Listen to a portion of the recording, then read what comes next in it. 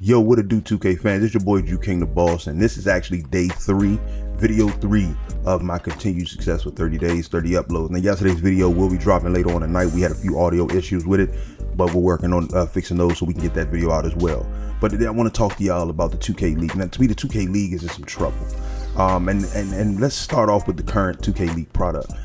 I don't want to see it flop. I don't want to see it fail. I want to see it succeed. Now, currently, they're getting a consistent 3,000 viewers, which could include some individual player fans who are watching, family and friends of those who are in the league to support them, 2K League officials who are hosting the stream, chat managers to respond to the chat, team reps, and some gaming journalists. Now, these are just a number of people that I think are watching the league, along with some of the fans that just want to see the league actually succeed.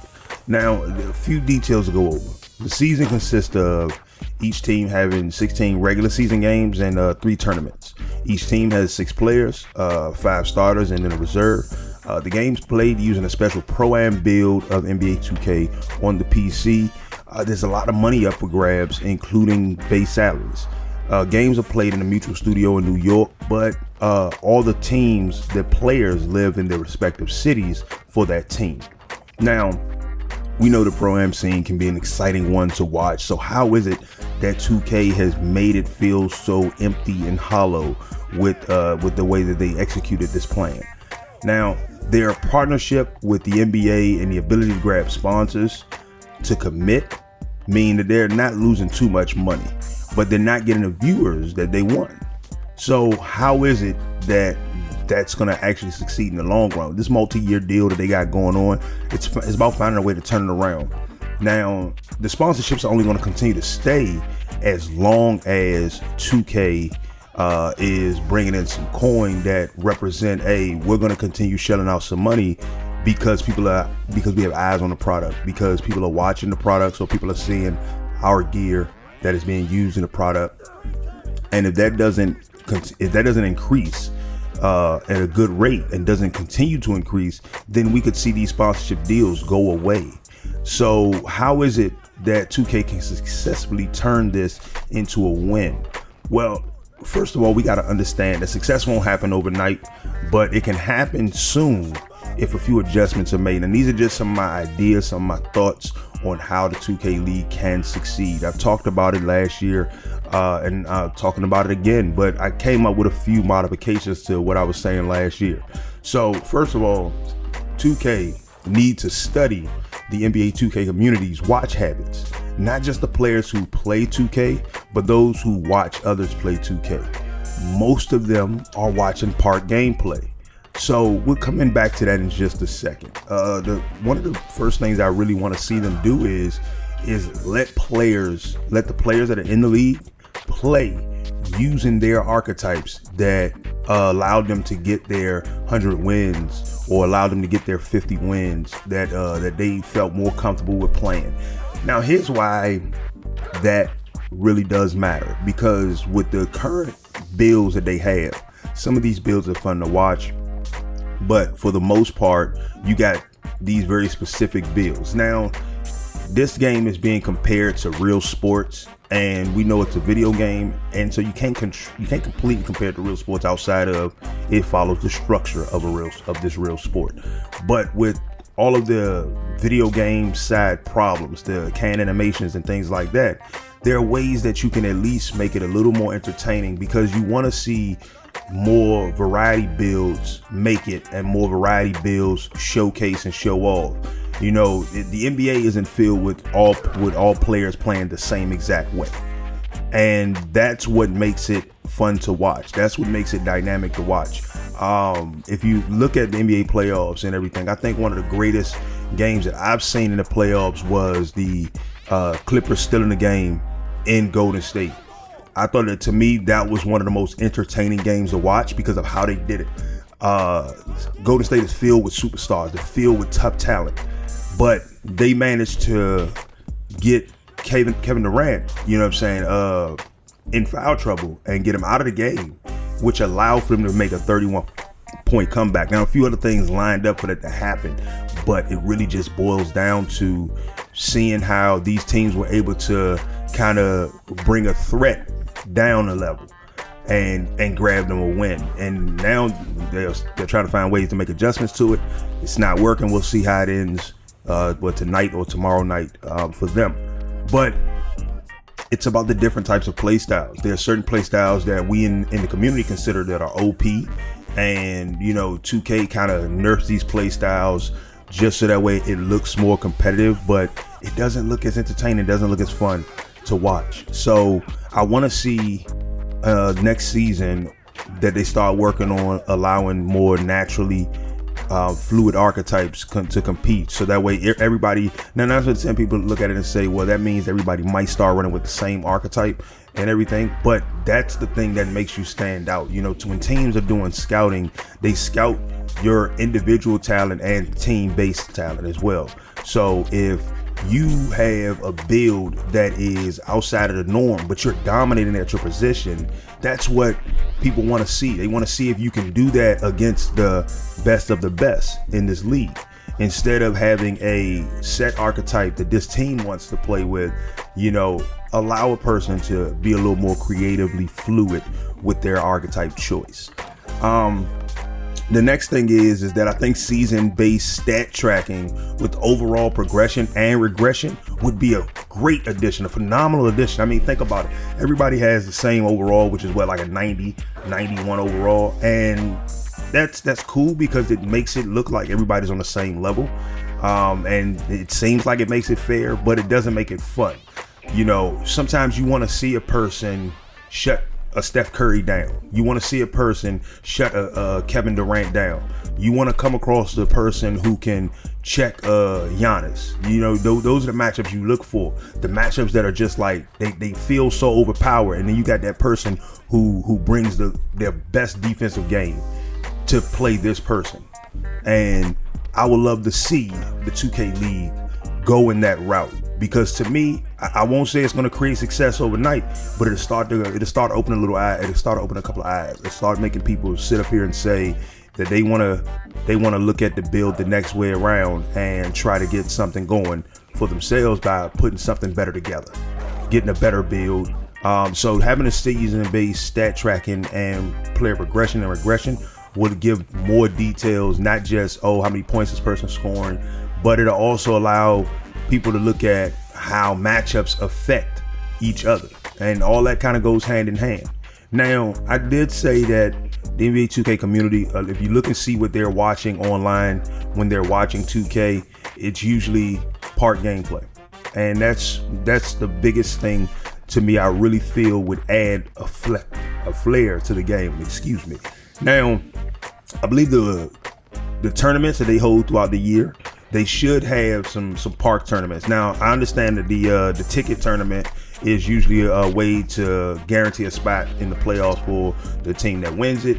But if you had the other two tournaments as park tournaments, or even use the off season and created a park scene where you can create a little build of the game where you can run 5-on-5 park games, or you can play, or you can just have these teams play each other in the park, not in the actual park that we all play in, but in the park itself. Special build of the game that would allow for park gameplay 5-on-5. It would create smooth transitional gameplay. And then also the thing that makes the park so exciting is the different types of dunks. Having the park included within the NBA 2K League format would create the all-star weekend effect that we see in 2K. Now, why is that important? Because if you really want those who like to watch 2K to watch the league, or even want them to put their eyes on the league, then what you need to do is you need to put them in a position where they're going to watch what they're familiar with. So by adding more creative builds, by letting these builds be themselves, you can essentially create an environment where people are going to say, okay, well, I want to see what this guy can do. And the street moves are always some of the better moves to watch. In the real NBA, some of these street moves, some of these street-like moves get pulled out, and it just looks beautiful. It's flawless, and that's what the crowd kind of reacts to. But a very watered down product of NBA 2K, the limitation on moves that are used, the limitations on builds that are used, kind of puts a strain on the product's quality.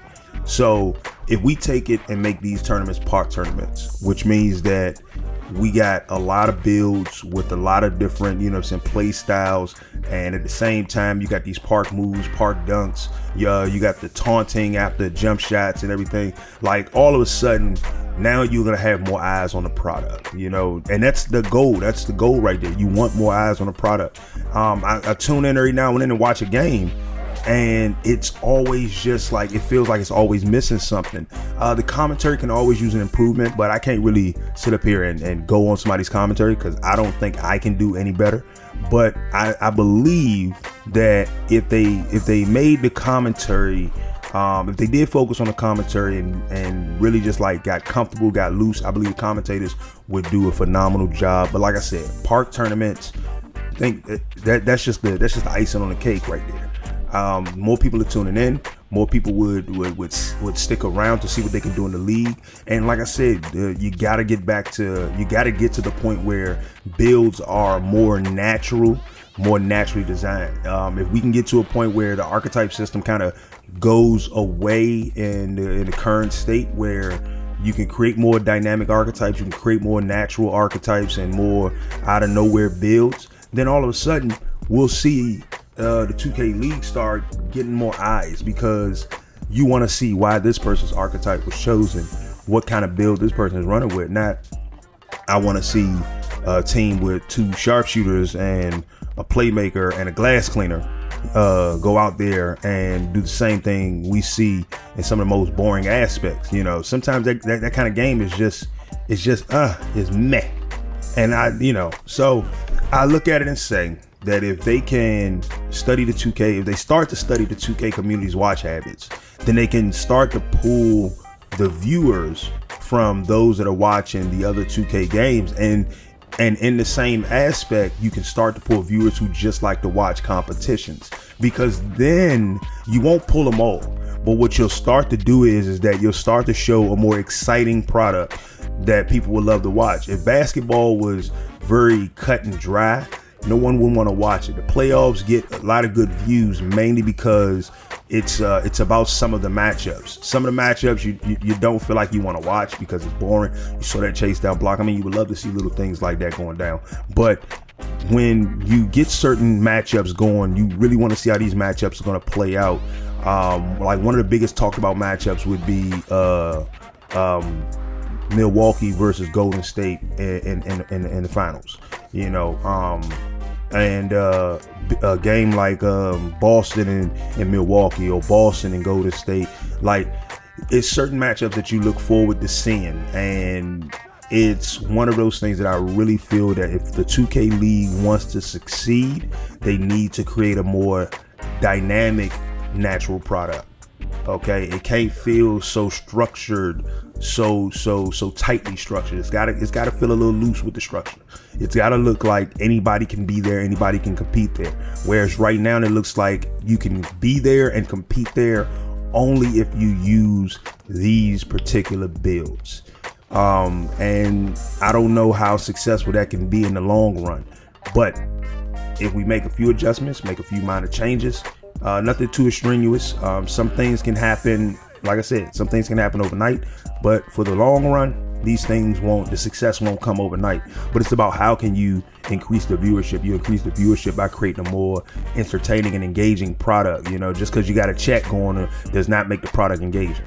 It's about what people want to see versus what you're having them see. Like, I don't play Pro-Am as often as I did in 2K18 or 2K17, and it was mainly because, to me, the Pro-Am scene is kind of like structured so tight. Like, everybody's there to get into the league, whereas it doesn't feel like everybody's playing fun basketball anymore when they go to the court. Everybody, like, you got to have a game plan, of course, but it just feels like there's no real game plan. There's just, I need to go out here and look good. And then especially if you get to that time where it's right before the combine is about to happen and everybody's trying to get their game up, basketball at the end of the day should always be fun.